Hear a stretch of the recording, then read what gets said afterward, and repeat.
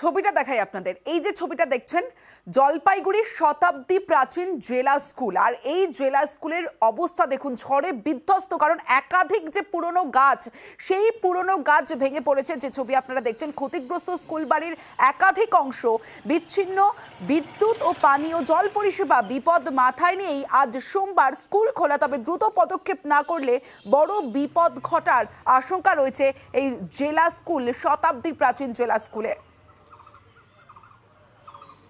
জলপাইগুড়ি জেলা স্কুলের প্রচুর ক্ষয়ক্ষতি হয়েছে এবং এই ক্ষয়ক্ষতির সকালবেলা এক্সিকিউটিভ ইঞ্জিনিয়ার সাহেব এসেছিলেন, উনি এসে দেখলেন। তো আমাদের ক্ষয়ক্ষতি যে সমস্ত কিছু আমরা ডিএমকে জানিয়েছি, তারপরে আমার ডিপার্টমেন্টের ডেপুটি ডিরেক্টর এবং কমিশনারকে জানানো হয়েছে। মিনিমাম 15 থেকে 20টা গাছ, বড় বড় গাছ ভেঙে পড়েছে, দেওয়ালের উপর ভেঙে পড়েছে। ইলেকট্রিসিটি বিচ্ছিন্ন হয়ে গেছে। মর্নিং সেকশনের আমাদের একদম টিনের যে স্ট্রাকচার ছিল সেটা উড়িয়ে নিয়ে চলে গেছে। এখন স্কুলটা চলছে কোনোরকম ভাবে আর কি।